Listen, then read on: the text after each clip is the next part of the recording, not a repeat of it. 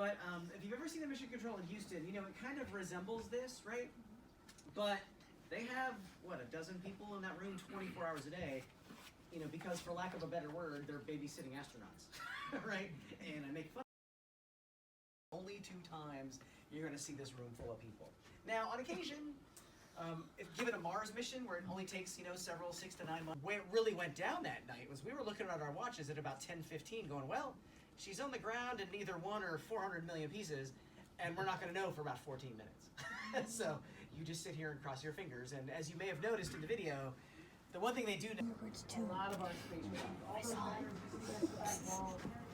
I mean, it's a pretty good game. Yeah. I can see it. The Angry Birds stuff. In fact, many of those banners represent more than one spacecraft, especially when the Ranger Block 1 You just looked at me. So, you know, you got to give props to the folks. Oh, no, he put his... So we have their banners. Oh. But the other thing to note is... Alright, maybe we should stop it's a room like swearing. this, but it's not the only one we have. Oh, our fault. He was lagging. Wait, did he look up? Yeah, he did. No, he put his phone down. He's like this on his phone. They're going to up the ante on the instrument. So this Tired of walking.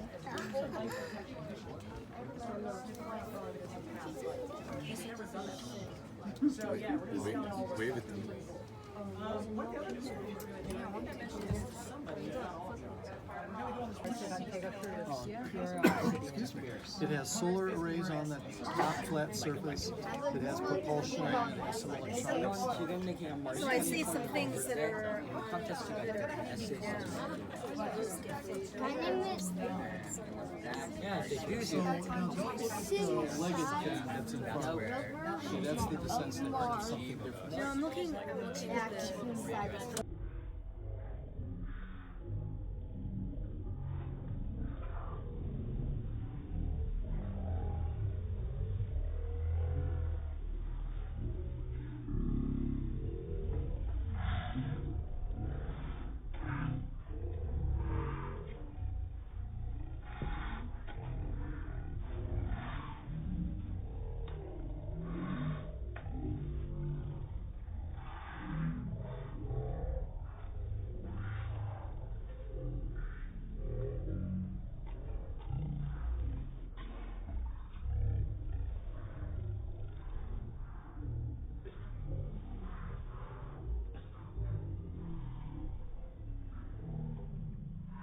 Fly right maneuver, where the spacecraft will jettison the entry balance masses in preparation for parachute deploy and to roll over to give the radar a better look at the ground. Indicate chute deploy. The navigation has confirmed that the parachute has deployed, and we are seeing significant deceleration in the velocity. Our current velocity is 440 meters per second at an altitude of about 12 kilometers from the surface of Mars. Heat shield set. Perseverance is now slowed to subsonic speeds, and the heat shield has been separated. This allows both the radar and the cameras to get their first look at the surface. Current velocity is 145 meters per second at an altitude of about 9.5 kilometers above the surface.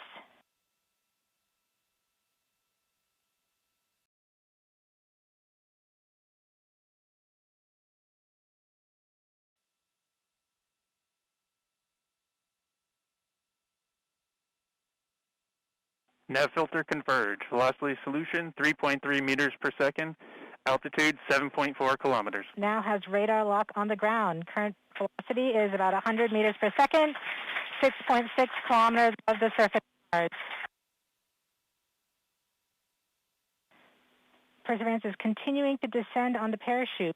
We are coming up on the initialization of terrain relative navigation and subsequently the priming of the landing engines. Our current velocity is about 90 meters per second at an altitude of 4.2 kilometers.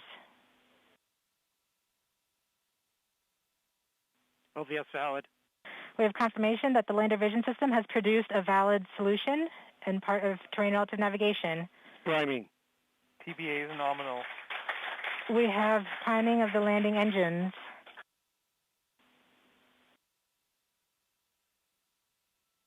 Back shell set. Current velocity is 83 meters per second at about 2.6 kilometers from the surface of Mars.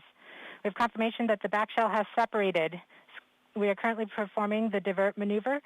Current velocity is about 75 meters per second at an altitude of about a kilometer off the surface of Mars. TRN Safety Bravo. We have completed our terrain relative navigation. Current speed is about 30 meters per second, altitude of about 300 meters off the surface of Mars. We have started our constant velocity accordion, which means we are conducting the sky crane, about to conduct the sky crane maneuver. Sky crane maneuver has started, about 20 meters off the surface.